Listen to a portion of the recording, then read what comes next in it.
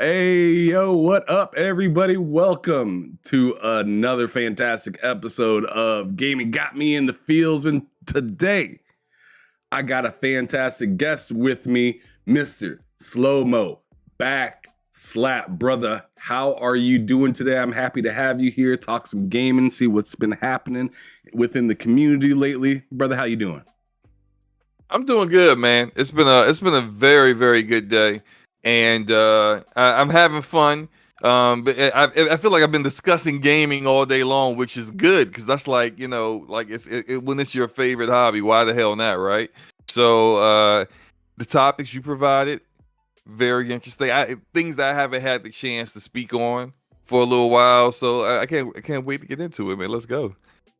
Yeah, man, we got a lot of we got a little bit of stuff to get into. I really just kind of picked up what I could find last night that I thought was a little bit interesting that I wanted to touch on that me and Loke didn't really have the chance to talk about on our show, The Lowdown, yesterday. So I pretty much have the leftovers of what I find important, and let's go on ahead and jump right into it right now. Not Let's waste go, man. any time. Let's get Let's it. go. All I right. got my coffee on deck. Let's do it. I got the All energy. right. Let's do it. All right, so let's do the damn thing. Microsoft signs another deal to push its Activision Blizzard acquisition. Did you happen to have time to check out this this article that I sent you? Yes. And so this is gonna sound funny. Like, I feel like, right, if I decided to create my own cloud platform today, right, and I may not even have like 5 people using it yet, but if I created it today and I told Microsoft about it, I think I might get a 10-year deal. Oh my god! I'm just saying, because it's just like, man, everybody getting one. Like, it's just like, hey, shoot, what about me? Backslap Cloud Gaming. That's the tentative name. I'm working on it, but I'm, all jokes aside, I see what they're doing. They're making sure they have to acknowledge everyone. And if even if like some of these other platforms are made, we don't know who came to who. If them guys came to him and said, "Hey, I saw what you did for NVIDIA GeForce Now. I got my own little thing. Yeah, what's in it for me now? Come on. I may be doing this out of my mom's garage, but still, I have a platform. It's kind of cloudish. It's kind of cloudy, like. What about me? It's a little cloudy over here. Can we get some service? Right, like they can't be like, come on now, you ain't really anything. Fine, sure, you too, So like, but it's really them having to make sure that they are being true to their word to the regulators in regards to they are not trying to completely lock down and create a foreclosure situation on any other competitors in the very nascent and preemie cloud market. It's like it's barely a market as is, right? And so it's not even that big a deal in 2023, but it could be in 2033. And so if this is an issue and the CMA brought this up as an issue, okay, we address the issue. There you go. And so now what we're seeing more and more of these deals. There's another one that came out like earlier today, I think. Another 10-year deal. I can't remember the name of the company, but whatever. Doesn't matter, right? You try to get in the cloud? I think. Because that's what this article is referring to. It says oh yeah, okay. I'm going ahead and talk about the other one. No, it's not Boosteroid. It's someone else. Oh wow, there's another one. I'm about to go find it. Hold up, because it's not Boosteroid. Because Boosteroid is the one that was from yesterday. Yeah, this Ukraine. One is... that's the Ukraine one from yesterday. Wait. Okay.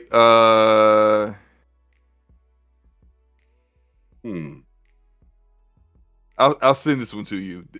I don't even know how to say it. Yeah, just DM it to me. Ubitis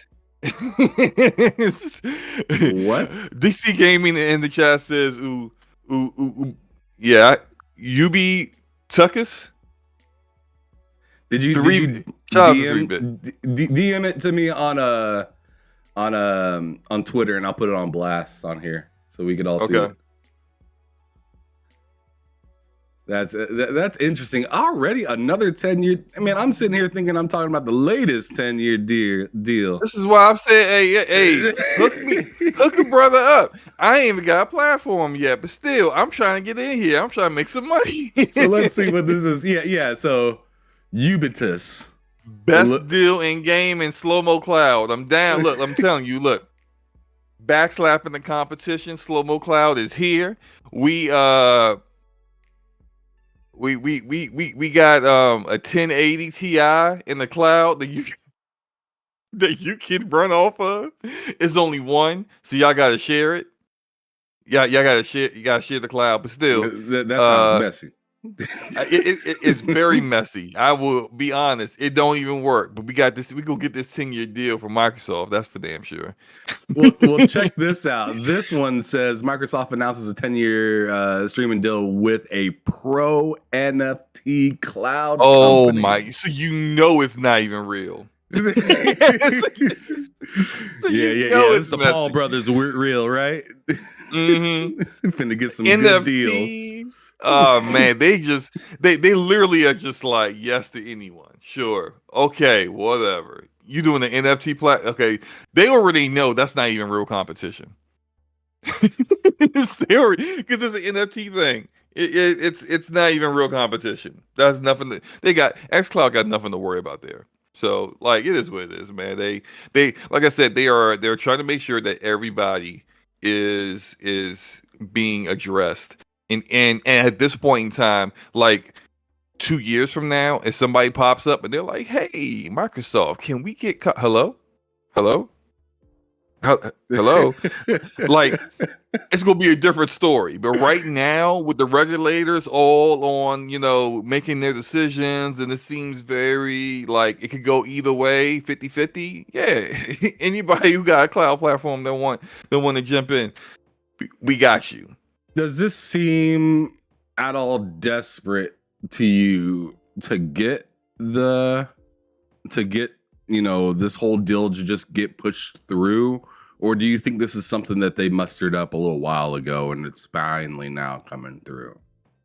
I think I wouldn't like to say I kind of feel like desperate's a little too much, right? Like I think they are. I mean, for a $1 trillion company, I don't think they're too desperate at anything, but right. But they are in a very precarious position when it comes to the deal, and so they don't want to do anything that would cause like their behavior or their choosing to not partner with someone to cause them to not be able to get the deal done. So sure, random company we've never heard of 5 minutes ago. Sure, let's go do it. We're with you. Yeah. 3-bit in the chat said so far they offered it to GeForce, Ubitus, and Boosteroid. Let's remember Nintendo as well. And then he said CMA has said they would consider offering. Okay, so he's more or less talking about cloud, but we still don't know what Nintendo's going to be running on exactly, if it's going to be native or cloud. I think it's probably going to be native if they're talking about parity and stuff like that. I heard native. That's what I heard. I heard it would be when they said that, like when it comes to Nintendo systems, they weren't really talking about cloud. They were talking about natively on the Nintendo hardware. And I don't know how you get, say, Warzone in this current iteration running on a Nintendo Switch, but clearly they gotta be talking about the next Nintendo thing that's very soon to be announced and everything. It's gotta be that. All right, so I'm gonna reread 3-bit's thing just out of respect. He said so far, shout out to 3-bit. He said so far they offered it to GeForce, Ubitus, and Boosteroid. CMA said they would consider offering cloud deals to small competitors as a concession, even if the cloud service is small in structure. So I think this is maybe Microsoft just trying to get ahead of the buck when it comes to them needing to, make sure that everything's covered for this deal. Why wait until after it goes through and feel like you're scrambling? Why not make it look like you're already in the midst of doing that while they're complaining? So it's kind of slowing them down. And shout out to K Asante. He said they said the engine can downscale to the Switch, and and when it comes to like graphical fidelity, visual fidelity, performance, the quality of textures, the quality of special effects and stuff like that, you can run all that stuff on low or below low of what we would consider to be on PC. In order to try to get it optimized for the Nintendo Switch. But when I say things like how does Warzone run on a Nintendo Switch, I'm mostly talking about like the size of the map and all the other various things that are happening there. Sure, the Fortnite runs on the Switch as well, but that's a different engine. And so when you have different game engines, you got to deal with different memory bandwidths. Of course, there's one total memory bandwidth for a Nintendo Switch, period. But like the same asset or the same and now I'm about to sound like I know what I'm really know what I'm talking about when I barely do. But like two different game engines may run the same look of an asset differently, and it be like different.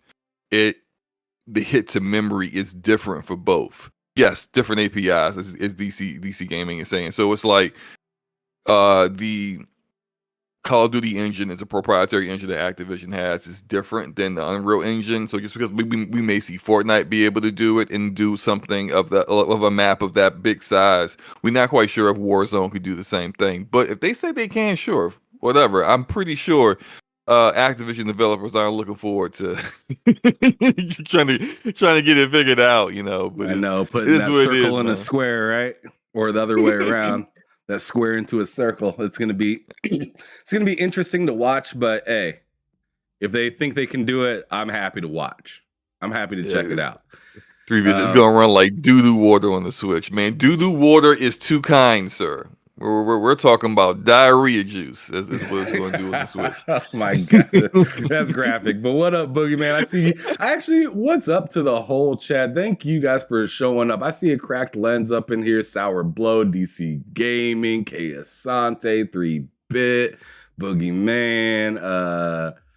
Yeah, I'm seeing a lot of people. Sergeant Sentinel, Gaming. I see all y'all up in here. I really appreciate it. Go Poe, all y'all. Thank you for coming out today. This is a good time. We're just kind of kicking back, talking about our thoughts and whatnot about this. All these deals that have been happening as of lately that Microsoft has been signing, more or less, to get this Activision Blizzard deal to go through.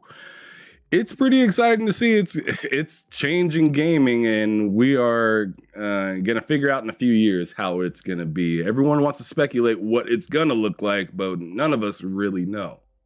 So right. So the best thing we could do is speculate and hope for the best.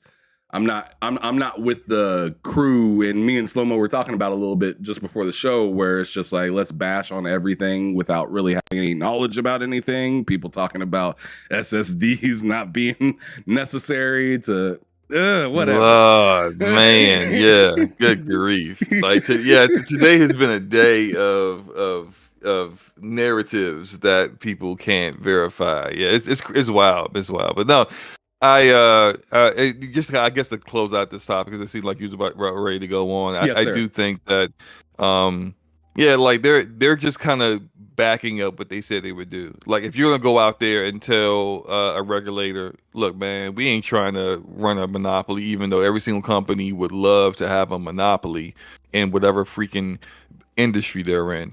But if that's what you're going to tell them, and we're going to share what we're getting out of Activision Blizzard King with everybody, when it's time to put up or shut up, you got to put up. So that's what they're doing. They're putting up. Well, yeah, I'm happy to see it, to be honest. Because I mean, I ain't gonna lie, I'm an Xbox guy. I ain't scared to admit Xbox needs about as much help as they could possibly get. because they've been mad slow when it comes to like rolling out stuff and more or less games. I feel like they've been doing pretty good in a lot of other categories, but when it comes to the reason why people have your console, not always the best year in and year out. They may have a few great games every once in a while. I thought Halo, when it first launched, was absolutely fantastic. They just dropped the ball on it. Forza, obviously fantastic. Getting the S and X version of Psychonauts, great.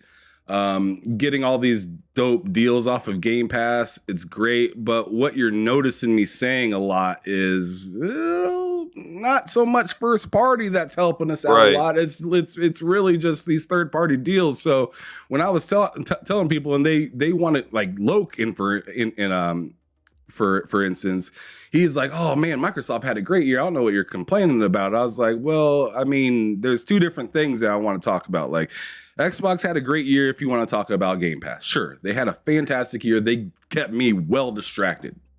Mm-hmm. But when it comes to first party, the stuff that they've been talking about since, the commercial of the console sitting in the middle of the ocean, I haven't seen I've seen maybe 2 of those games pretty much. Everything else has been delayed.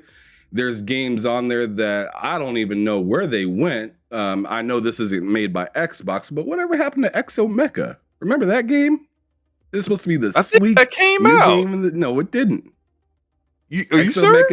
Exomecha did not. Well, okay, wait, is it out? There's 2 Exo games.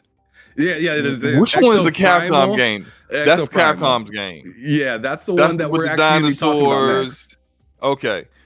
Exomecha never came out. I thought that came out. Oh, wow. Yeah, that was that game that looked like it reminded you of Titanfall a little bit. Yeah, that kind of goes into what you're talking about, which is why we kind of want first party experiences on the platform, is because they didn't make Exomecha. Exomecha is a game that is going to be on Game Pass, but it's developed by a third party. And really, when it comes to third parties, even if you're the publisher and it's kind of like a second party game, you can't really you don't manage that studio. So when it comes to stuff like Scalebound, for example, and you market the game, you show it, and then you're telling people to get hyped for it, and then you end up having to cancel the game. It's a lot of that is due to the fact you don't own Platinum Games. So when things don't go right, or there is a miscommunication of things, and whatever the various issues that happen between Platinum and Xbox occurs, that's the end result, and it sucks. When people think about first party experiences, this is what you're expecting. Like, if you look at the Zelda games, Breath of the Wild, and soon to be Tears of the Kingdom, we fully expect that despite the limitations of the hardware, Nintendo is going to provide a unique experience that you're not receiving anywhere else, not even on better performing platforms, because it's Nintendo doing it. And even though the hardware is trash, they're going to get the very best they can out of it, and they're going to really, regardless of the limitations, provide an experience you're not going to get anywhere else. When you see what, even though people may say it's a lot of the same kind of games, but what you see with Sony first party over the past, say, 5 years, is a high quality, very cinematic experience, especially considering they own Sony Pictures. So, of course, they have the resources and the tools there and the talent to kind of do that kind of thing. But you see them getting the most out of their hardware. I mean, games that release on PlayStation 4 Pros that artistically look better than games still coming out now in 2023. These are the kind of things that you're like, this is what you expect from the platform. And unfortunately, even though Game Pass may be dropping a lot of content that keeps people engaged, it's a lot of the kind of content that it's okay, roll on. Pretty cool Souls-like experience, but that's not first party.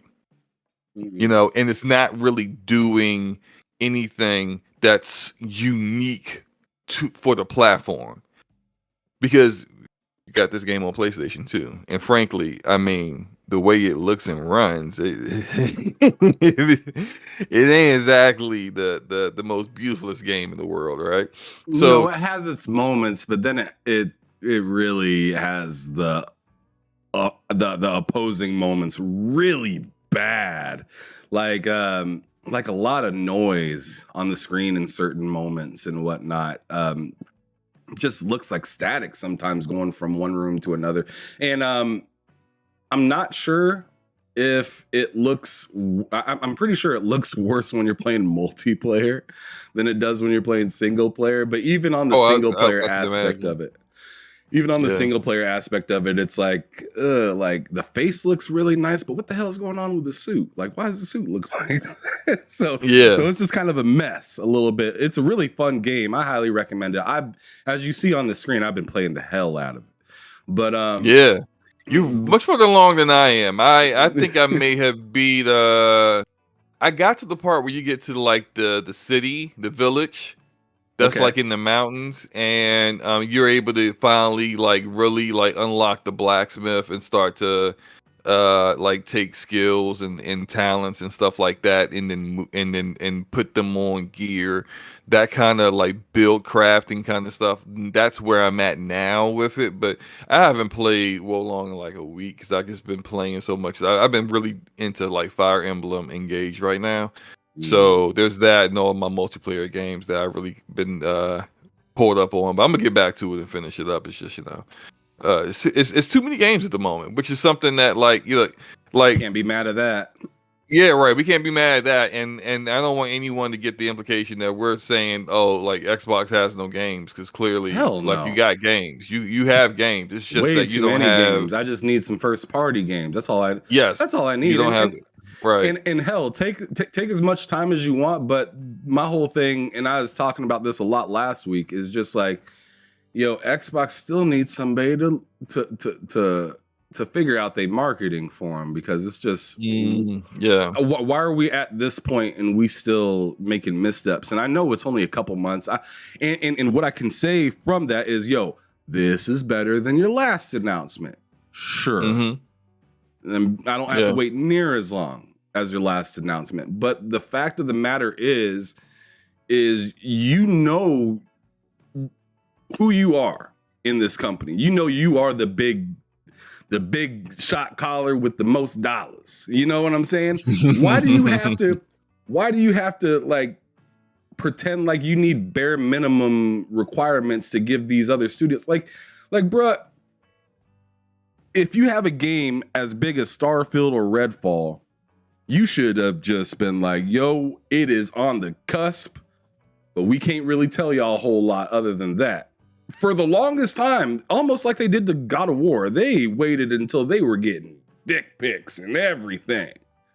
It didn't matter. They held, PlayStation held on to it. They said, we don't care how much you guys are dying to hear about this. You're going to hear about it when you hear about it. And to me, I think Microsoft can 100% afford to do something like that. Like, bro, like y'all got so much money, to be honest, they can be honest about where they're at. Because in my opinion, I think they got so much money and so much other things that they could, they can afford to start Game Pass and piss off pretty much the industry, right? If you can afford to do that, then why not just be honest about where you are with your games instead of kind of what would you say, gaslighting people year after year? Yeah, I agree with you, man. It's especially about the marketing. I talked about how like when it came to social media, and take Twitter for example, last year your only first party release last year was Pentiment. And yes, sure, that's definitely a very niche experience, even in the RPG. There's so many subgenres of RPGs. Like, we even had like very many conversations recently about JRPG. The term JRPG and whether it still has a usefulness today or not, and whether you agree or disagree, not really the point I'm getting into. But there's like Pentiment is like a point and click RPG that like Disco Elysium, and that has a very, very narrow demographic of people that are interested in that kind of game. But still, just because it doesn't have your typical lane doesn't mean you don't market it at all, right? And so I remember at one point in time, Pentiment was about to come out in like a week or a few days or something, and people had gone to the Xbox Twitter account and searched for Pentiment, and the Twitter account, the official Xbox Twitter account for their one only first party game of the entire year, had not talked about Pentiment except for one time, and that was in response to Obsidian talking about Pentiment, the actual developer that they own, that is making the game. And I'm just like, this isn't how you market a product that you're coming out with. Like, do you like? I think I played Pentiment. I thought it was it was. I don't think it's as good as Disco Elysium, but it's a good game. And if you are someone that's interested in those kind of experiences and never tried it before, yeah, and it's just like you didn't market it. You could have potentially had more people who end up becoming fans of those kind of RPGs, and then maybe you cultivate that kind of demographic on your platform. But if you don't even give it a shot, you don't market it, like, what does that say that you feel about it? Like, now clearly they're marketing Redfall and Starfield more, but I do think that marketing has got some issues right now. Well, they act like they need to save money when they market, and they do these blanket kind of market campaigns where they cover a ton of stuff, and I'm just like, that's gonna reach to me, that doesn't reach enough people, because you're showing like 10, 15, 20 games at a time. Like, you need to be able to focus a little bit more on, especially when you have a game that's just launching. Like, there should be a like for instance, I thought they marketed High on Life fairly well. I thought they marketed Hi-Fi Rush extremely well. Yes. And it was definitely a successful shadow drop, you know, like, and then I've seen some people kind of feel like, oh, well, they should just do this for all their games now. I'm like, nah, you can't shadow drop everything. That takes the magic away.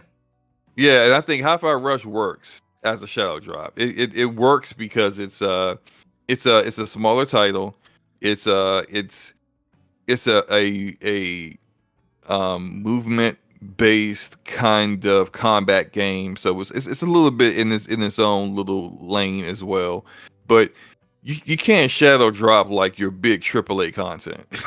No. Like, you can't be like a look, shh, keep it on the hush, but we working on Crackdown 4 and its budget is 150 million. But we gonna shadow drop it. Like, no, like, no, you need to market that, man. Like, hopefully it's good. Insane. But then, yeah, market the game, bro. Like, you can't shadow drop that. But that's like knowing what to shadow drop and when to do it, and yada yada yada. Is definitely something that like people need to understand. And so, I hope they get it together, because I'm a huge fan of Fable.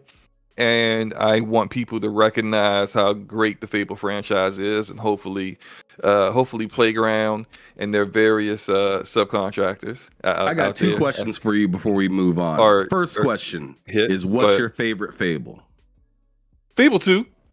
Okay, yeah, let's go. Yeah. I like that one too. That's my favorite one as well. Even though Fable 1, running around being called Chicken Chaser was pretty funny. But it is fun.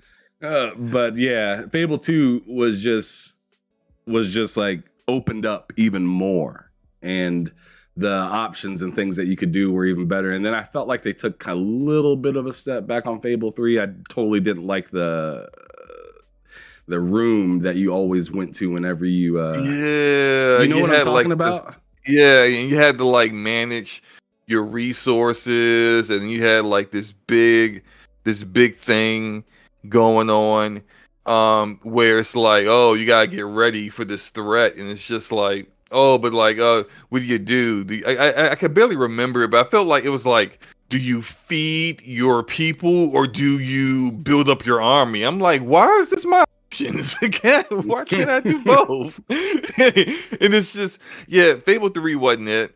And I was actually in the beta for Fable Legends, and probably one of them, like, when I was in the beta, it was the most beautiful looking game that I'd seen on the Xbox One.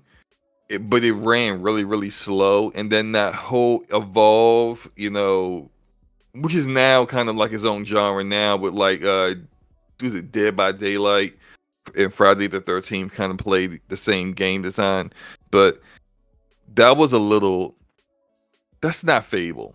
Like people wanted your single player Fable experience, a story based upon, this world and your character, and being able to build your character up. And then also, by the way, have a wife or two, and then, decide to have a bunch of kids, and then have some more kids. And then maybe you just start a whole new family if you feel like it. It's just like, that's Fable. That's what people wanted, and people didn't want this whole, hey, a bunch of heroes going up against another player that's a villain kind of thing. And I need them to get back to that, and hopefully that's what it is. Like the 3-bit chat says, Fable's going to be lit. I do believe Fable's going to be lit, but what I want to see is the marketing that really accentuates the best parts of Fable. I think a great example of a publisher that doesn't market games well is Square Enix. Square Enix always markets the worst for their games, and I think a great, like, people can say whatever they want about Forspoken, whether they think is great, terrible, mediocre, whatever. But I think we all can universally say that teaser trailer they did, where Frey is like, I'm doing whatever with my mind, and it seemed like a commercial for a CW TV show that's soon to be canceled. Did not next do the game week on any The Flash. Right. What they did, the Guardians from the Galaxy, annoyed the crap out of me, because it's like, ooh, that was such Guardians bad. of the Galaxy. That was so bad. Yeah, awesome game, right?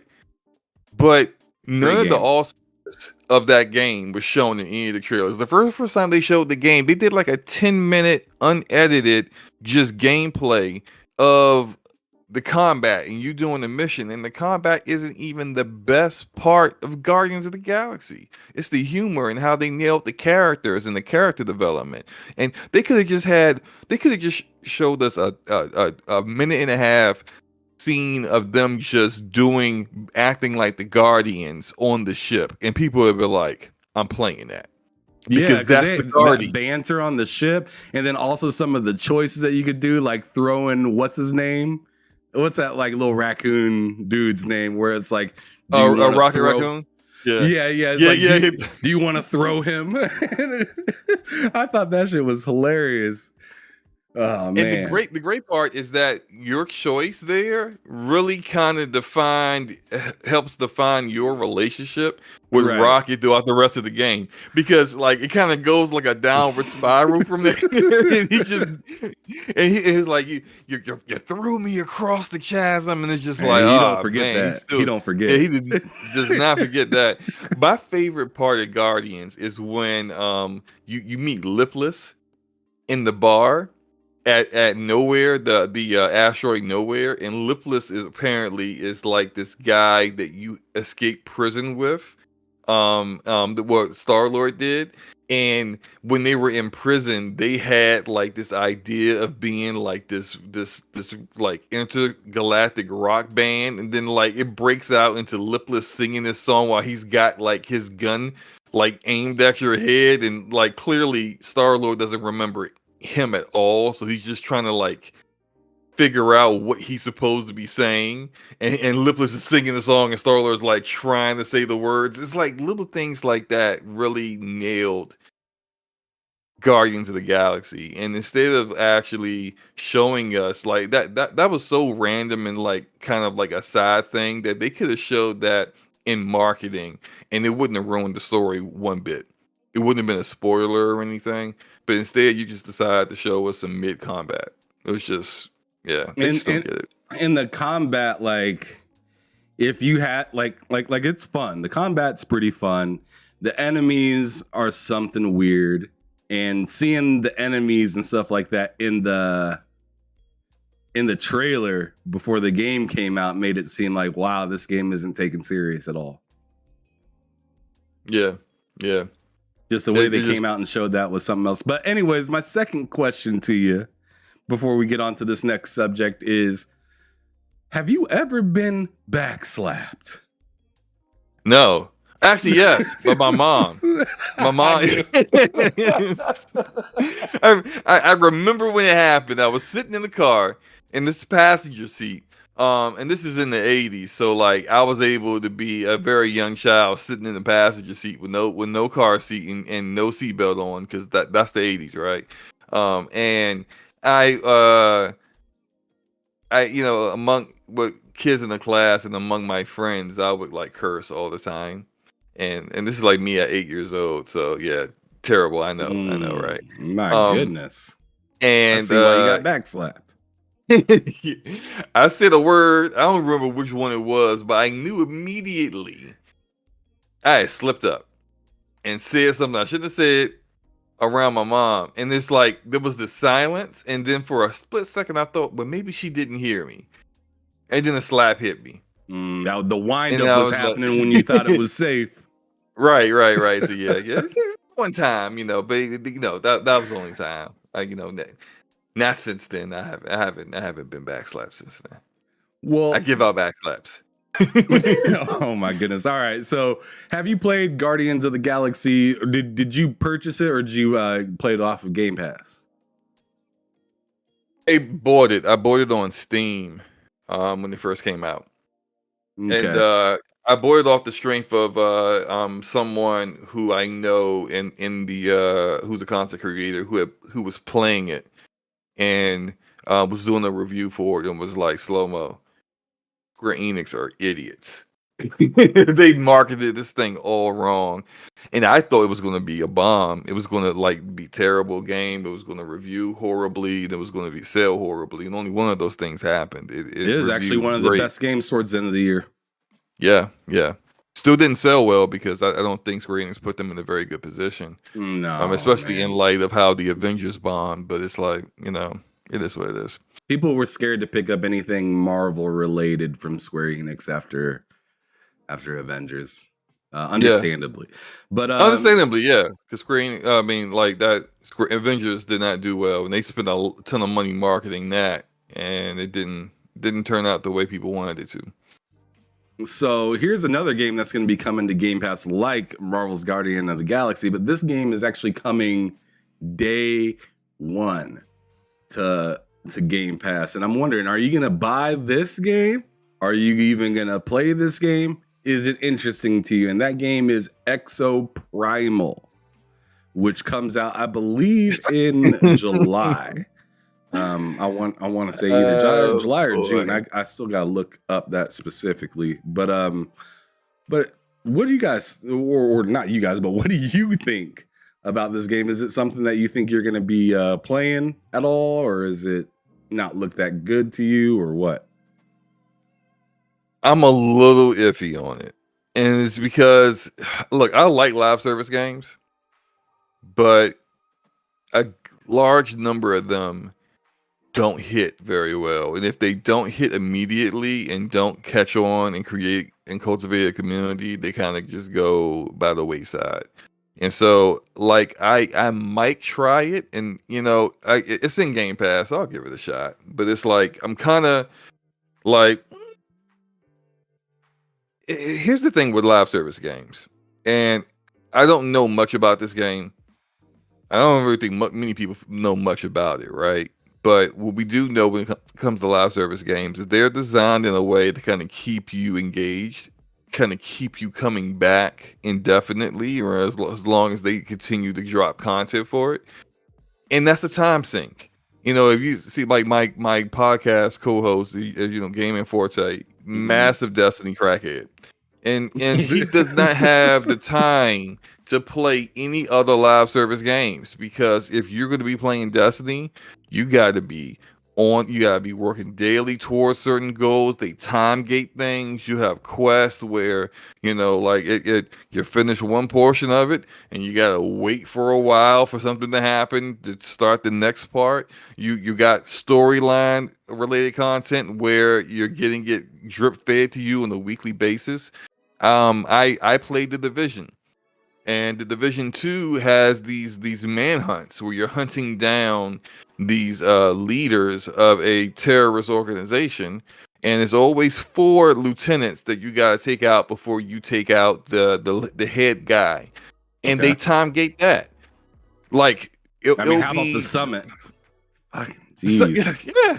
I mean, like, and it's like it took 100 them floors. forever, 100 floors. It took them forever to make that, and then it took them a year and a half to come out with the next one, which is the whole power plant thing. So it's just, when it comes to live service games, there's a finite number of people who are interested in those kind of games, and out of that finite number, they normally already have their go-tos, and you're really kind of like trying to steal concurrent players from another platform, another IP. And can you make your content interesting enough and have a gameplay loop that, although it may be redundant, is still like interesting and fun enough where you can successfully do that? And there's so few games that can do that. And it's just, is there a lane for Exoprimal? I don't know. I don't know either. It looks like it's gonna be fairly fun. Kind of gives me a Lost Planet dash. Here's the part that gets scary. Lost Planet dash, and then, dare I say it, Second Extinction. Ugh. Oh my god. The bad memories. I played Second Extinction and I could not uninstall it fast enough, man. That was such a painful experience. Oh, why did you do that to me? I'm gonna have nightmares tonight.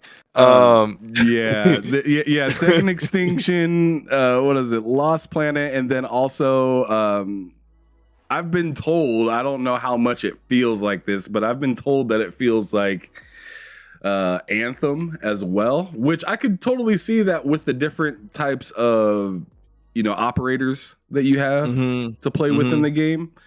It looks like it should be a good time. I liked Anthem. Anthem. I was rooting for the Anthem next that EA canceled, because they knew that they would have to spend so much money to fix the game, and they couldn't realistically charge people for the update, knowing good and well they didn't provide the kind of experience that people wanted from the start anyway. So they just decided it's not worth it, because if we charge people for this, they're not going to buy it, and it's going to be a waste of time. But I did like Anthem.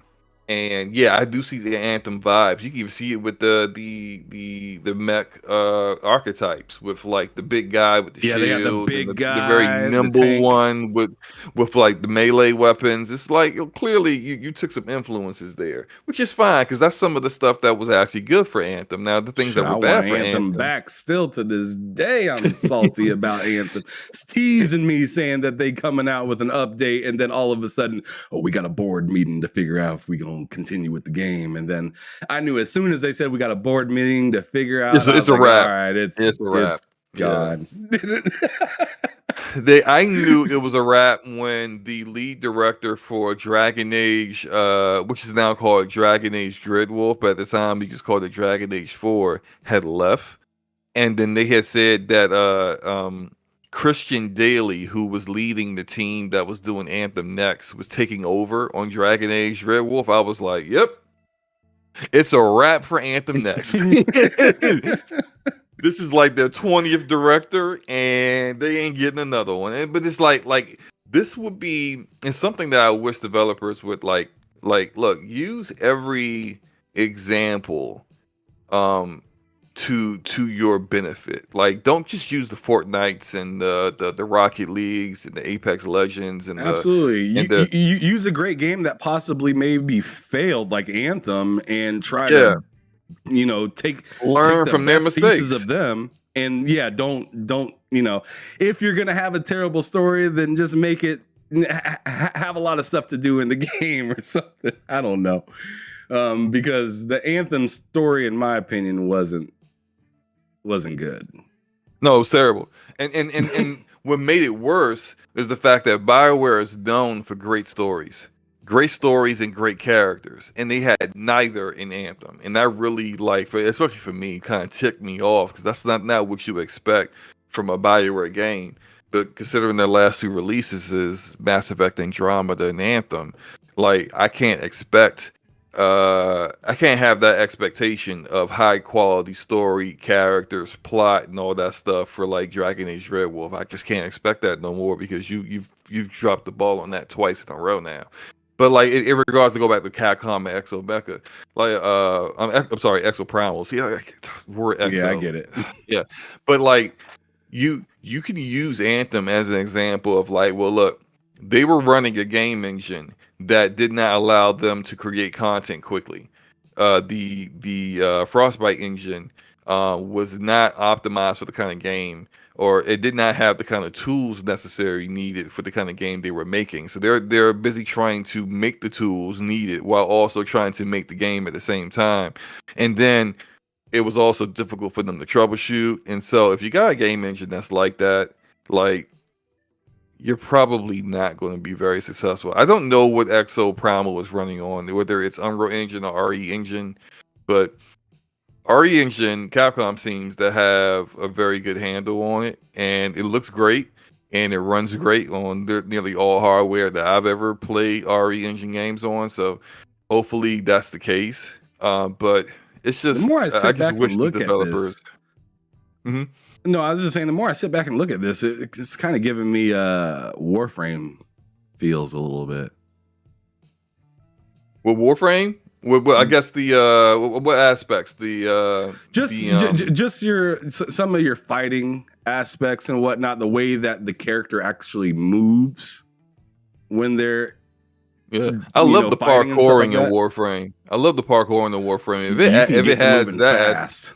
yeah, that would be great. You know, that Warframe. The only reason I don't play Warframe more right now is because I'm primarily PC, and my Warframe, like Warframe account that I spent the most time on is Xbox. I'm master rank 15, and they still don't have cross progression yet. They said they were working on that, and I have they've not been heard saying a that for drop. 2 years too, man. I'm just like, bruh, stop saying you're working on it and get it, man. Absolutely. So are you? So bottom line, are you excited to try this game out, or you I wouldn't got say better excited. things to play? I'll try it. I'll give it a shot, but I'm not like, I'm normally pretty fair. Like one of the games I play the most right now is Rogue Company, and Rogue Company came out like about 3 years ago, and 2-3 years ago, and I was on the like, yeah, I'll give it a try and see if I like it or not. If I really do like it, I will stick with it. If I really do like it, Okay. but I don't know. Yeah, but it's just like I will try a game, and if I'm not feeling it, it gets uninstalled and I'm moving on. But I'll give it a fair shot. But hype for it, not really. I'm just not really hyped for anything live service at the moment. Just because I know of the dedication it takes and what it would mean for my other live service games that I play. I literally play Halo Infinite, Call of Duty, Modern Warfare 2, Rogue Company, and The Division 2. I got two. I literally cannot add another live service game where I taking it seriously, like I feel that. onto my rotation. It just is not going to work for me. You got Redfall coming out too, like a month before this joint, or a month and a half, or something like that. So not only are you going to be playing what you're playing right now, but there's some new games dropping in between now and then that are bigger titles than the Exoprimal. But moving on, we are going to be talking no spoilers at all, but we're going to talk a little bit about this Last of Us 2 article that I came across. This Last of Us article, a TV show, talking about season 2. And it said could get radically different from the game. Where are your thought processes with this? Because I feel like everybody and their mama was giving Halo that smoke about veering off of, the canon of the story. What do you feel about Last of Us doing something like that? When I read that, right, I kind of didn't take it as they're going to do. So like the thing with Halo's Paramount Plus TV show is that it's like almost like a multiverse complete. They say it's the silver universe or whatever. I'm just like, okay, whatever. That's just an excuse for them to not follow the story and just kind of play around with whatever they want to play around with, as they see fit. What I took from them saying that that it may be different from the game is that for example in the game there's a time skip of like 5 years in between the part 1 and part 2.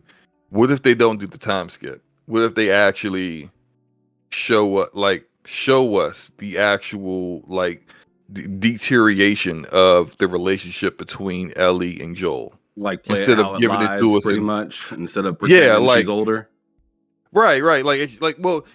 We kind of see it gradually lead up to the eventual thing that happened pretty much in the beginning of the game. So I think what happens, the events that happen like in the first 2 hours of the part 2 are where the second season will end.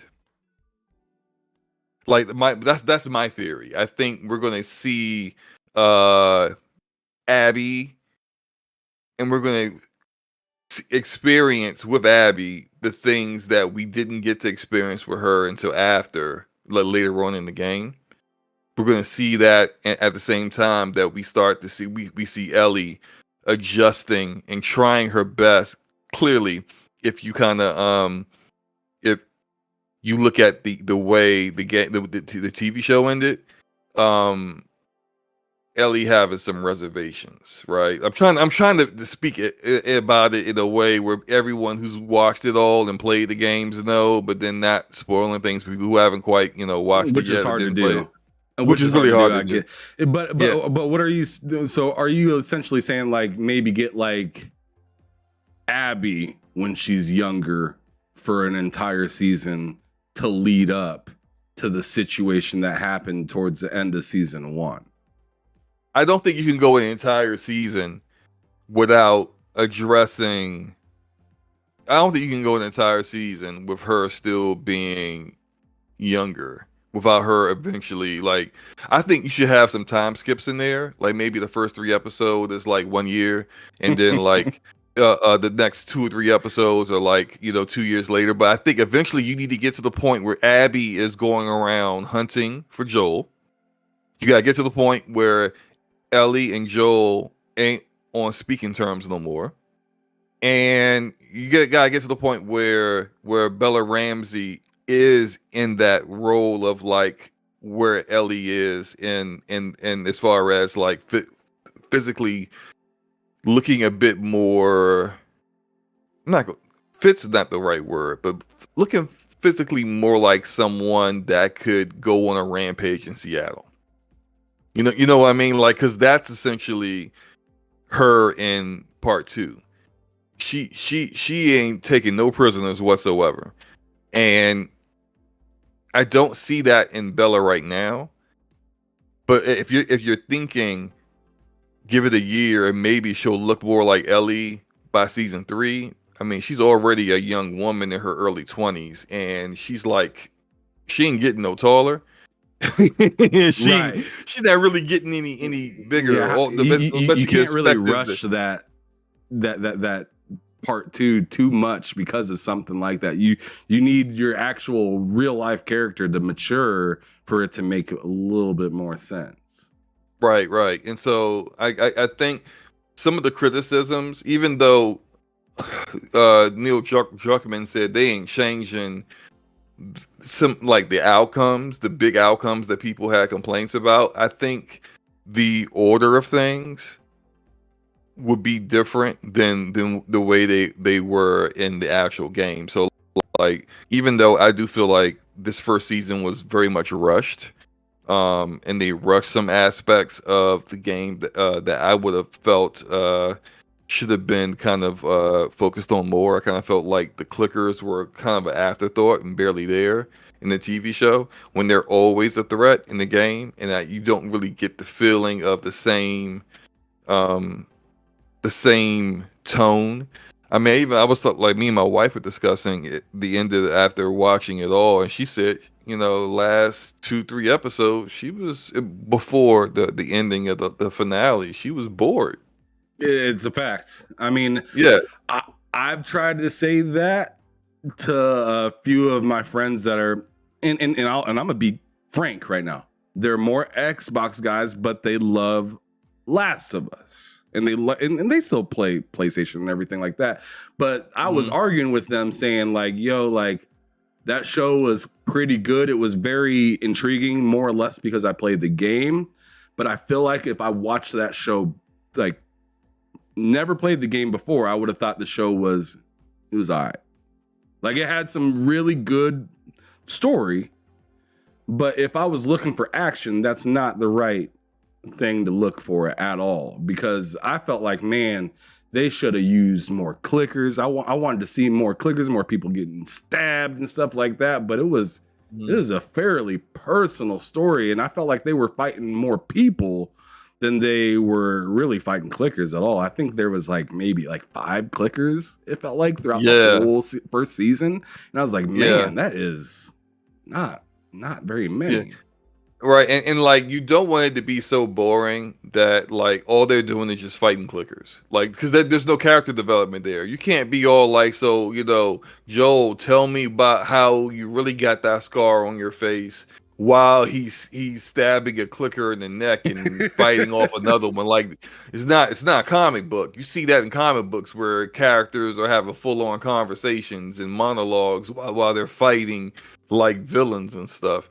That's not that doesn't work in even in video games. It doesn't really work. Even in Sony's games, when you see those long sequences of talks, when you see those long sequences of walks, it's in between the fighting. Like you just killed like in Uncharted, you know, Nathan Drake just killed like 12 mercs, and now he and someone else, you know, his companion, are now talking and then giving each other a boost up and then doing more talking as they get to the next kill area. You know, it's you gotta have that balance, and I don't think the TV show had the balance. It had more of the threat of humans, but not really the threat of clickers. Like even when like I thought the perfect opportunity for it was when they were in those sewers and they were trying to get out of not Boston. They were trying to get out of Kansas City. Was that? Kansas City. And I'm just like, I'm thinking, oh man, it's about to get messy. It's about to go down.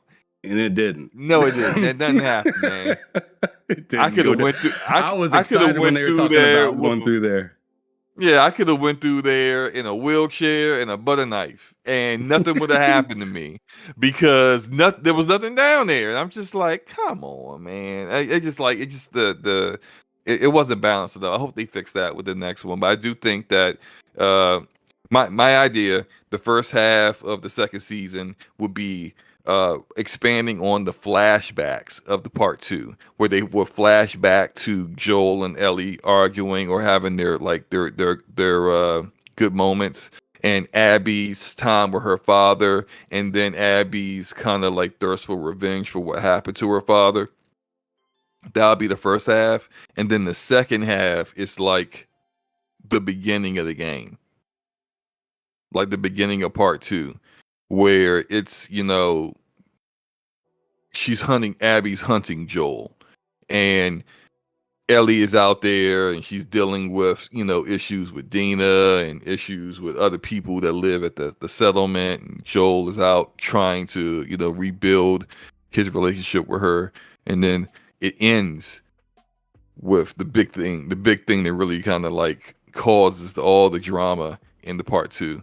But that's my idea how they'll do it, which it would be technically different than, but still telling the same story, I wanted them to have just one crazy fight scene, especially with one of those big fat clickers. I forgot what they're called.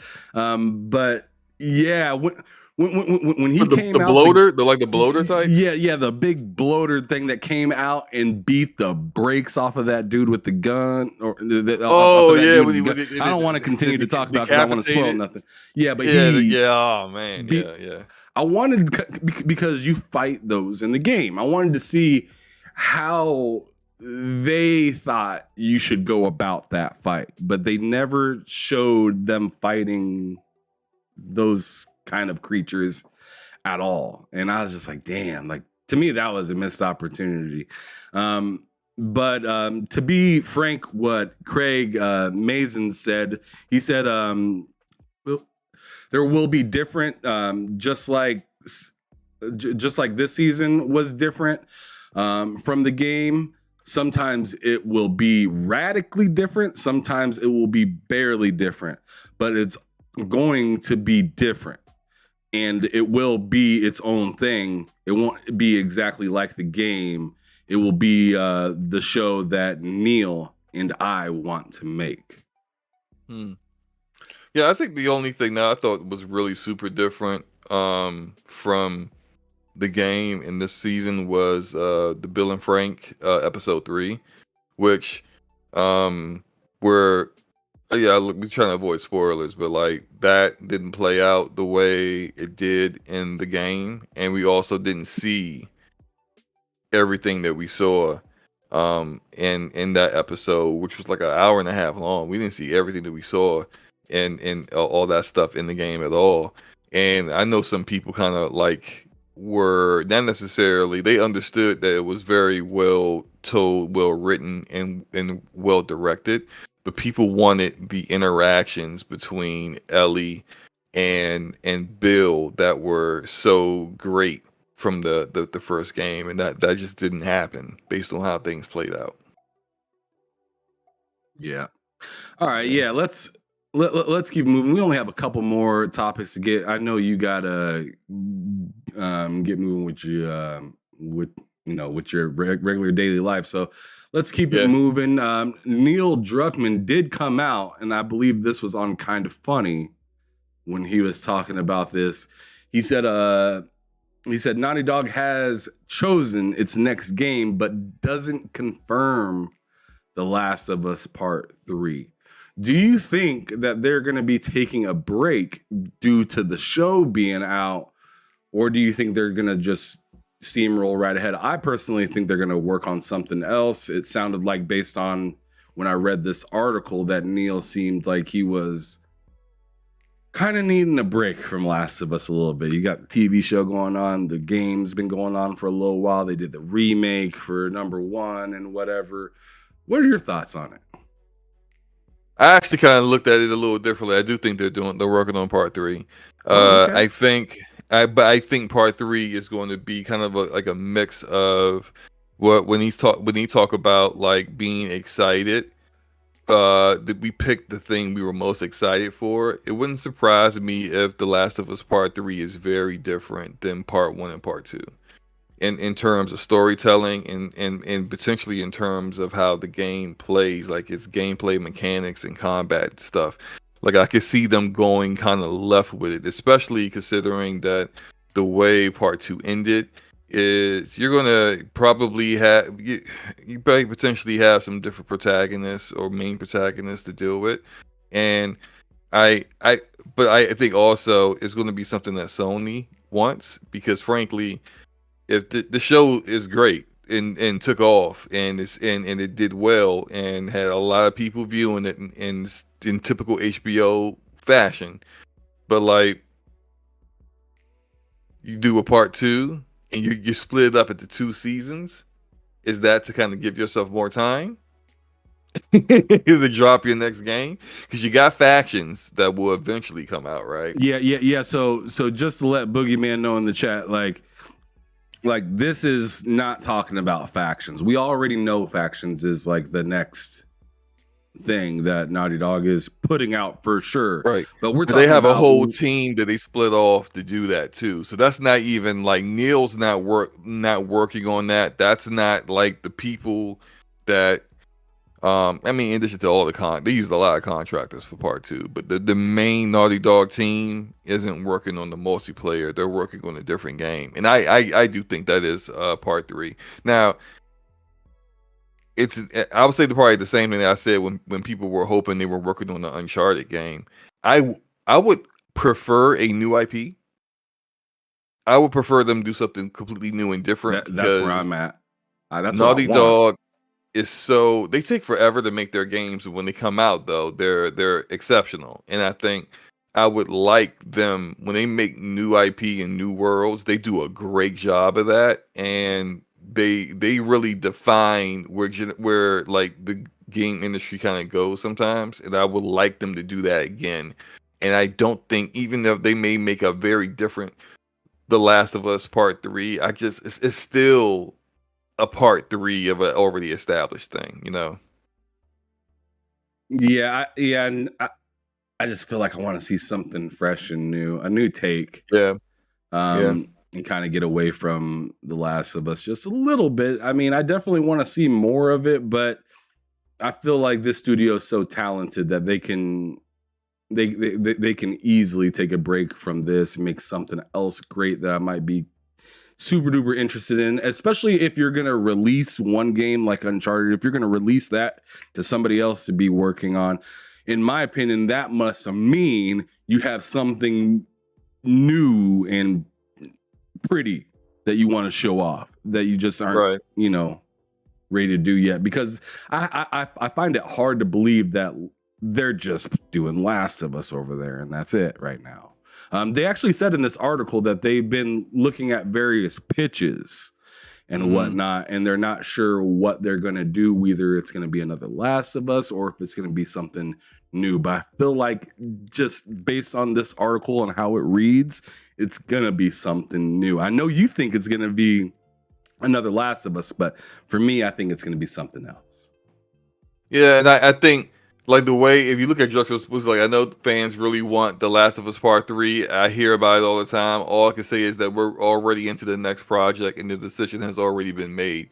Now that, like, you could take that as we already made the decision to not do a Part 3, or we already made the decision, but I can't announce that it's the Part 3, or I can't make that announcement. That's not something that Sony wants me to do at this point in time. But I do agree with you that I would rather they, like, whatever they do, I would rather them to do something unique and different instead of just kind of riffing off of or evolving an already established game design, which is what they did with Uncharted for a number of different games. So I would definitely prefer something different. Do you think that, and just one last question about Last of Us Part 3, do you think that it's a possibility that this game will be based on Abby and Lev and their kind of movement to getting to whatever they're trying to get at? I think that's the natural progression of where the story's going. So yeah. You got kind of, in the first game, there is kind of like the handoff of Joel to Ellie. And then still kind of somewhat of that handoff in part 2 of Joel to Ellie and Abby. And then I can see it being, although I do think if they do a part 3, Ellie's definitely in it in some aspects, but like how much she's in it, I don't know. But I do think Abby would probably be having a bigger role than not. Yeah, all I gotta say about Ellie is, where's your family? You know what I'm saying? Like, where's your family? Yeah. But anyways, I don't want to spoil too much. We better move on before something like that does happen. So moving on to the second to last topic of today is Horizon Forbidden West getting that PS5 expansion, not coming to the PS4. This will be able to take advantage of the console's power. Now, there's been some kind of speculation about this because beforehand it had seemed that they had said that, oh, the PS4 wasn't making us scale back that much. And now they're saying, yo, the PS5, now that we don't have to worry about the PS4, we can go full-fledged ahead. Do you think that, because there's been a lot of people that compared the launch versus the official trailer saying, yo, these don't look the same, which, I mean, that's been happening for years. Like, I mean, we can talk about Anthem again if we want to, but Right. But I'm wondering, do you think the PS4 held back the PlayStation 5 being able to launch Horizon the way it should have been launched, or do you think that it was something else? I'll tell you what I've been told by multiple developers that I've had that kind of conversation with before. No game in conception, in pre-production, is the game that you get at launch. There's always a rescoping that happens where they rescope, like they find that, you know, an idea they had in pre-production of how things should turn out doesn't really work in actuality when they actually try to put it in a game and then see if it's fun. Sometimes some stuff just ain't fun. You know, it was a great idea, it seems innovative, it's boring, or, you know, just whatever, like anything. So yes, like I do think the PS4 did hold it back on a game design level. Like I shout out to rest in peace to Optimus Code, who used to always talk about this when it comes to the lowest common denominator, and in regards to, let's say, if you want to have 12 enemies on screen during a particular fight, but the weakest hardware you're supposed to put this out on can only do 8, then the most powerful hardware is only going to do 8, because you're going to do you're going to have it parity with the lowest common denominator. And on the design level, I remember the Horizon developers, I think they kind of like fixed this in Decima Engine, which is why it was possible on the PS4 in Forbidden West. But I remember them talking about Zero Dawn and saying how they wanted like a glider for Aloy to have to get around the map, but they weren't able to do it in the PlayStation due to the hardware. I think they may have figured out a workaround, which is why that's present in Forbidden West. But if it was a game that was being developed solely for the PS5, they wouldn't have the need to do any kind of workaround. It would just be there, you know. And so when I can to kind of get like to bring my 2 points together, the game that was intended when they first started making the game is never the game that we get for various reasons. But also, yeah, the hardware can hold things back, and the hardware is part of the reason why a lot of the stuff doesn't get into a game, period. Even with just the PS5, there are probably ideas that the Guerrilla Games has to put in the game, and they can't do it today. Not yet. But maybe the PS5 Pro can, or the PS6 can, you know, like, but today the PS5 is not going to be possible. So it is what it is. I think I don't try to get too focused in on that, because like people get like irked about not having certain features that they never experienced themselves. And so I'm just like, look, if you've never played it and you're like, oh man, this was supposed to be in the game, now I'm upset. Like, we should have, like, really, you never touched it, you don't know. So I'm not worried about it. Gotcha. All right. So, did you happen to play Horizon? Yes. So look. Oh my goodness, that does not sound good.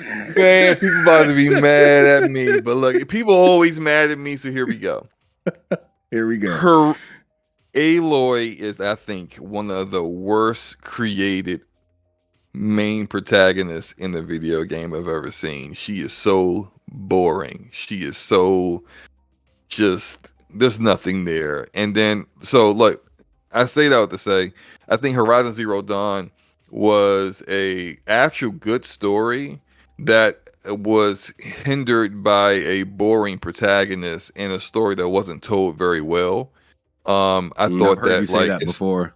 yeah, it started out strong, and then there's like 15 hours of nothing going on before they finally explain what the heck happened and why the world is the way it is. That took too long. There was a structure there that in storytelling that was done badly. And then they will go into Forbidden West, and the game's beautiful. Absolutely, probably one of the best looking games ever made. Right. I agree wholeheartedly with that.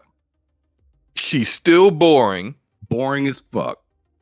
And the story stinks. It stinks. It's just I remember thinking, having theories, and you could say, well, Slow Mo, maybe you thought that the story should have went one direction, and because it didn't go in that direction, you hate the story, and that could be valid, right?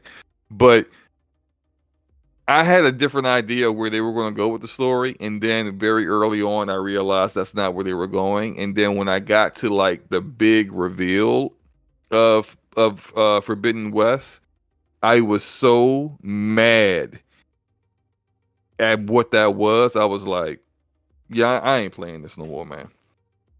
I was so angry. It was like Star Trek Invaders.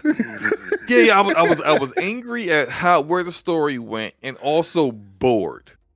So it's just like, if I'm bored with the gameplay, don't care for the gameplay, and then I'm bored with the story, and then I think you make a plot twist that's just stupid, and I'm just like, you know what? Peace. I'm good. So I haven't gone back to Forbidden West ever. Like, and I would try. No, man, I beat Zero Dawn. He said, I'm done with this game. I just can't. Horizon Forbidden West is Liquid NyQuil. Oh my! I'm sorry, God, it's digital. I'm sorry, digital NyQuil. That's what I meant. It's digital NyQuil. When I play that game, I go to sleep. Oh my! So goodness. if I'm ever feeling like I got insomnia, I'm good to go. I can play that, and I'm out in a minute, like 5 minutes tops. Like, it's that bad. I can't play it, and I'm not. This is no shade towards. I know plenty of people, especially in this community, that love that game. Like Big G loves that game. Mm-hmm. Plenty of guys that love that game. It is not for me. Look, man. If you want to torture me, like put a gun to my head and say, play Horizon Forbidden West. I'm like, God, really? 100% this game. Can I play Death Stranding instead? Like, I mean, I can't stand that game too. So it's just like, that's insane that you'd rather play Death Stranding, though. I mean, yeah, I say it's insane because I personally really like Death Stranding, but I know, and I've seen podcasts where you just can't understand why people like that game. Death Stranding, you know what? I got it. I'm telling you right now. This is a spoiler, okay? This is what Kojima's game is for Xbox that he's working on, okay? It's a game about a garbage man. Oh my God. And he's collecting garbage, okay? Is his name Garbage Man? No. There is a guy in the game, kind of like Die Hard Man, but his name is Constipated Man. See, different, right? Constipated Man is it, and he wears a hockey mask because he's trying to hide his face that he's so constipated. But that's not the point. The story here, okay, the whole overarching story is you are a garbage man trying to clean up society, and there's a woman there, and instead of fragile. I can't remember the name I gave the character. Like, did I call her desperate? No, it was Durable. Something. No, plastic. That's it. She's plastic. So there's fragile in Death Stranding, but in this game, the girl's name Plastic. That's her name. That's her entire name is Plastic. It's just, and she's got a lot like plastic surgery going on, so it's like it fit. I'm telling you, it's going to be it. People are going to say it's a masterpiece, it's genius. Kojima did it again. Everyone's going to love it. Yeah, 45-minute cutscene. Yeah, 45-minute cutscene of constipated man explaining why he's so constipated. It's gonna be absolutely awful. But you guys are gonna love. You're gonna love collecting trash, and then you're gonna say, hey, the whole mechanics of holding down left bumper and right bumper at the same time to make sure you don't dump the trash on the street and it doesn't go into the dumpster is really like mind blowing and revolutionary or whatever. I don't know. I can't stand Death Stranding. I can't stand it. Wow.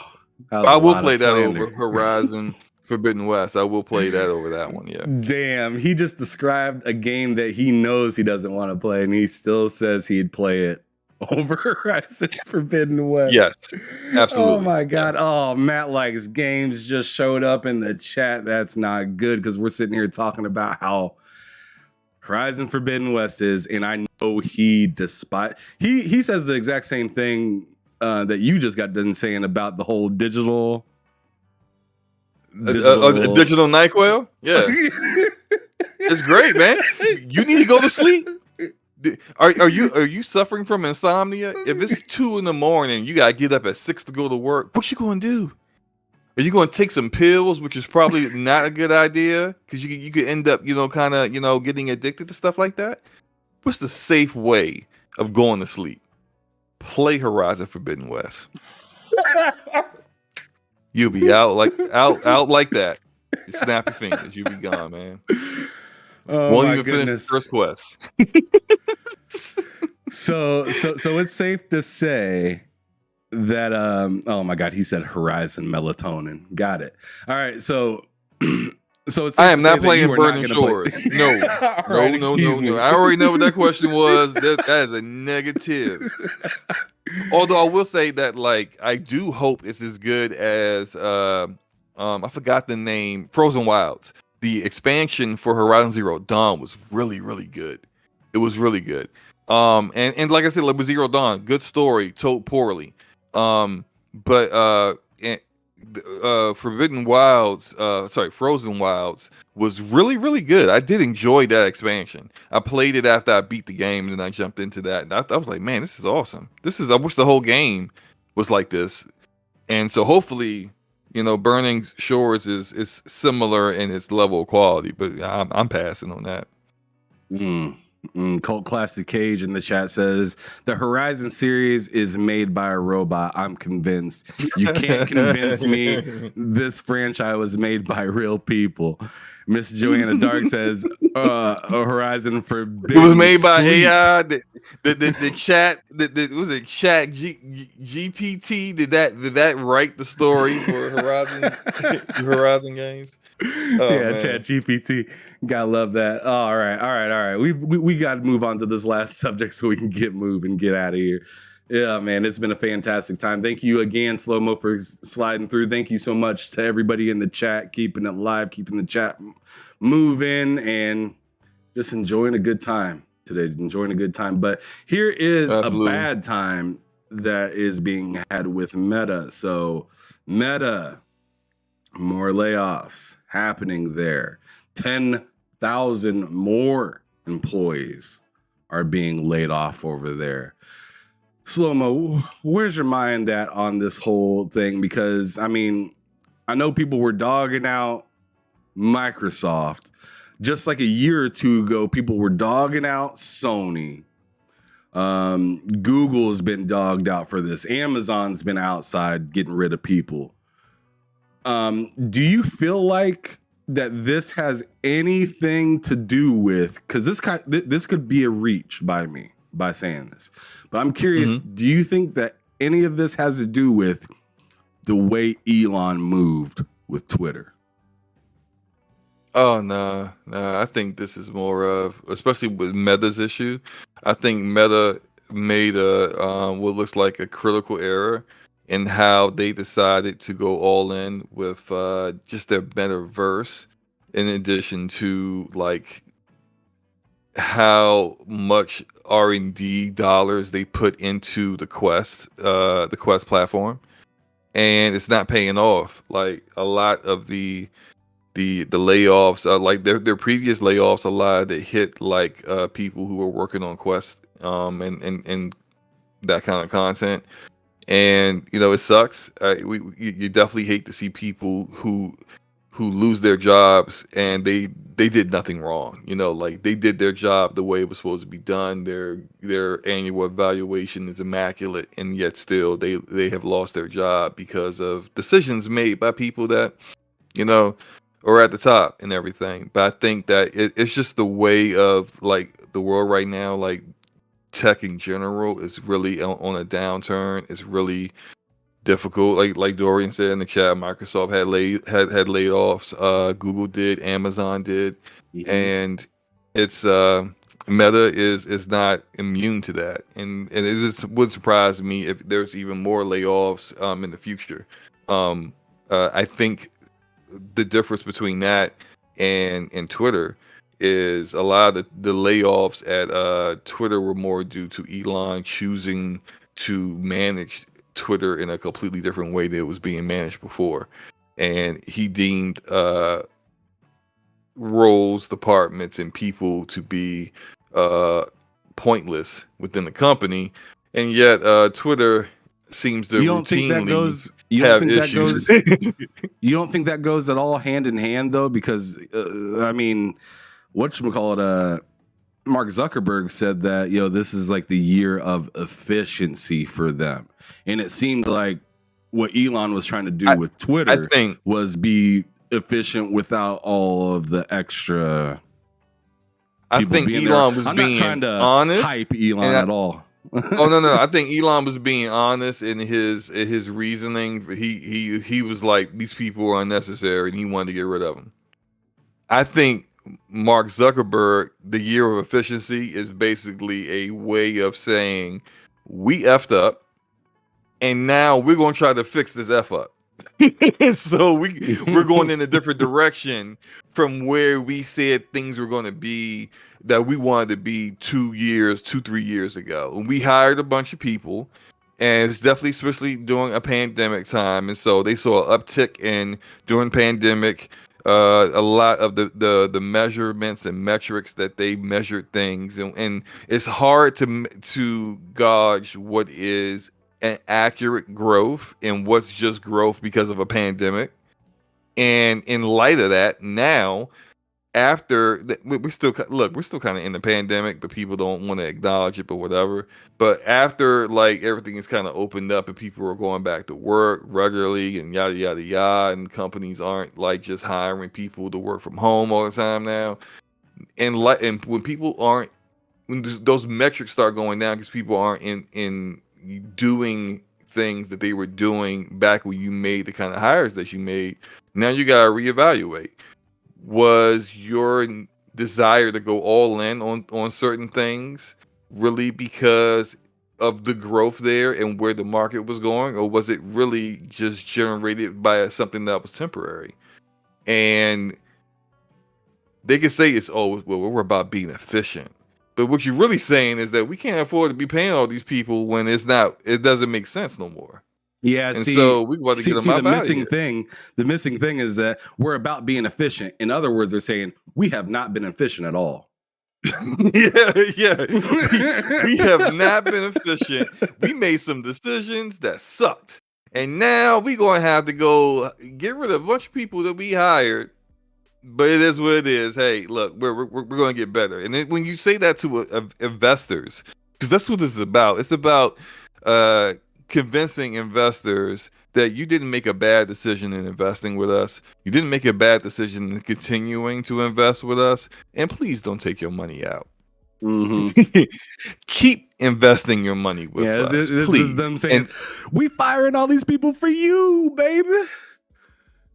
Yeah, we were trying to get that money, bring that money back, recirculate it with us, please, because we have very good ideas coming forth, and it's just like, I don't know. Matt Likes Games in the chat says, Meta needs a killer app for the Quest. Without that, then it's just not a great investment. Where is your mind out on that? I think they thought their killer app could be something like, so they acquired what did I got? Those the name of the developer, Ready at Dawn. That's it. Ready at Dawn made The Order 1886 on play. That was a PlayStation exclusive, and they Slept on have game. very much so. I thought. I mean, like kind of like basic cover mechanics, but beautiful game that looks great even today. And I thought a really cool story. I wish it would have had a sequel, but anyway, they started making the Lone Echo games, and I think that if you look at the level of visual fidelity and what was really achieved with that they may have felt like that could have been like their killer app. Like I the way I look at the major platforms is that like Valve did it with Half-Life Alyx. PlayStation is trying to do that with Horizon Call of the Mountain, and I think Meta tried that with Lone Echo or Lone Echo 2, maybe more Lomo can't wait to play some Call of the Mountain. Yeah, I'm good, man. I don't like I tried VR and I'm just VR like, man. with digital NyQuil? Hey man, I don't know. I don't know what happens to you if you fall asleep with a VR headset on your head. You end up inside the world or something. I ain't gonna try to take that chance. But now my Quest 2 it sits on my desk and I'm looking at it right now. It's just in front of my PC, and it's got a layer of dust on it. Cause it has an actual layer of dust. I haven't dusted it. I'm not dirty or anything. My desk is clean. Okay, clean my desk. We see what you're saying. You're saying you ain't touch it in quite some time. I don't touch it. No, I have not used it since March of maybe February of 2022.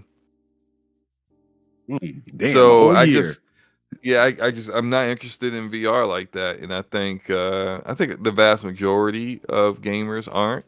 Just fine. Like you can still have a viable industry without having everybody get into it. But I think maybe to bring it back to Meta, maybe they didn't maybe they had some ideas on where VR would be in 2023, and it's not there.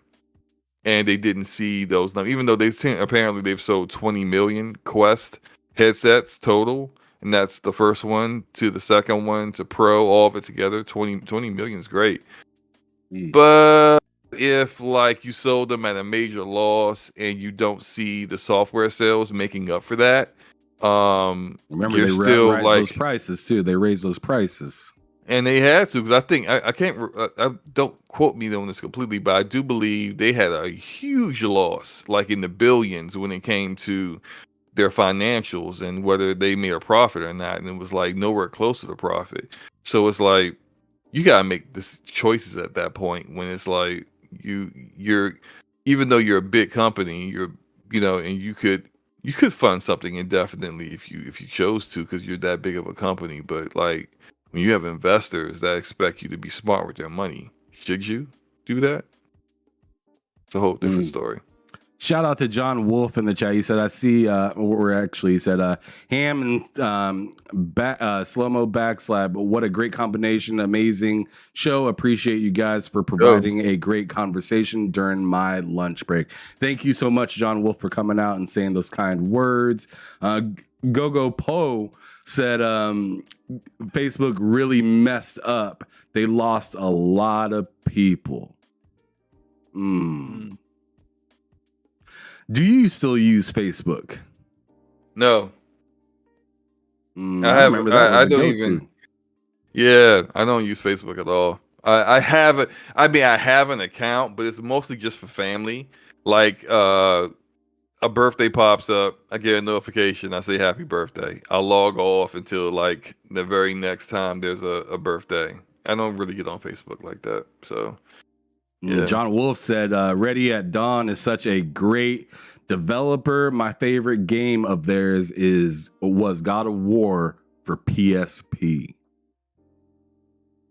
That's pretty dope. But one other thing Gogo Pole said was Ready at Dawn made 1886, as you were saying, Slow-Mo. He said that should have been that should have had a sequel. Game would have been Sony's Gears of War. Yeah. I don't know about their Gears of War, but definitely I think a sequel, giving them the opportunity to kind of like address some of the complaints that people had with the first game and continue that story on.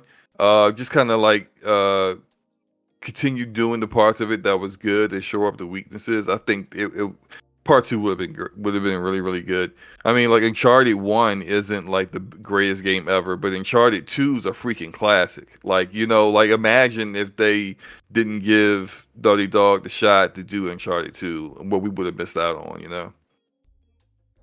Absolutely, absolutely. Oh, I see Brap just popped up in here and said, Ham, yeah, bro, I will be on Brap's podcast later on this evening. But this is pretty much the show.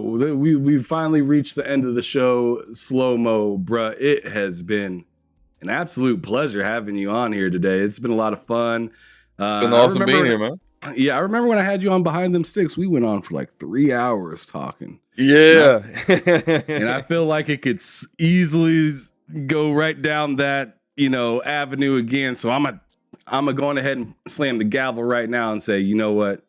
It's time to kick rocks. It's time to get up out of here. But anyways, please, brother, let everybody know where they can find you. We know, or at least I know, that you got a show every Thursday with Game Forte, but let everybody know where they can find you, because I know that's not the only podcast you do on a regular basis. Yeah, I do. I mean, I kind of rotate with three podcasts. I might not be able to make Brap tonight do the work, but Enrique's in the house, Basement Radio Arcade Podcast, 9 p.m. Eastern Standard Time on Wednesday nights. That's tonight.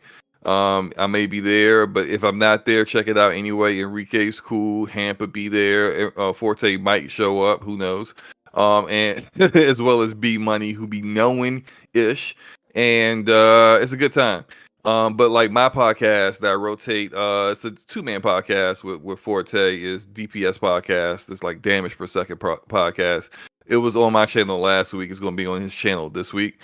And we're going to have a good time tomorrow at 9 p.m. Eastern Standard Time. And then the third one is what I do with my homie, the Ash and Luca. She is a little person that I... One second. Stop. She's not really like a little person. She is tiny, though. But she has a great show. And we do that on Saturday, 7 p.m. Eastern Standard Time. So check all that out. I had a great time as usual.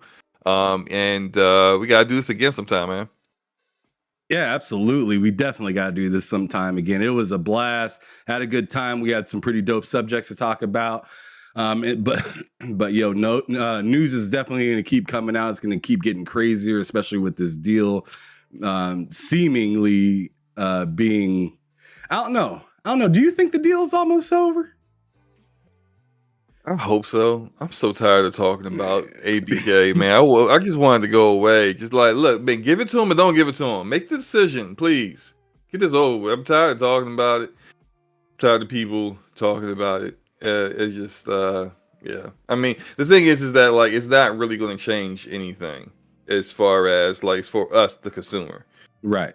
If Microsoft gets it, you're still getting Call of Duty every year. If they don't get it, you're still getting Call of Duty every year.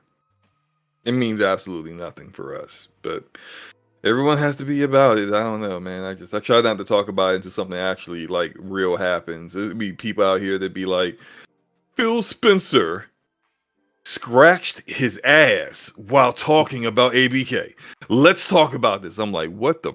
No. I've got for my own health, mental health, I can't keep doing it. So yeah, I feel you. Well, with that being said, thank you everybody for showing up to the podcast. I do this show every Wednesday. Sometimes I have guests on, sometimes I just do it solo. But I appreciate everybody that takes the time to come check this out. If you're new to the channel, make sure you hit that like button, hit the subscribe button. We're still trying to grow, get to that 1,000 subscriber. That's the next goal as of right now. And then we'll continue to lay out different goals. But I appreciate everybody that's hanging with me, hanging tough and whatnot right now. Thanks to everybody out there keeping things moving. But as I always say, as Ham Solo 05 off of the TSWS Gaming YouTube channel, I always tell my people before it's time to get up out of here to make sure y'all keep it gaming or y'all keep it moving. Peace out, y'all. Have a good rest of your day.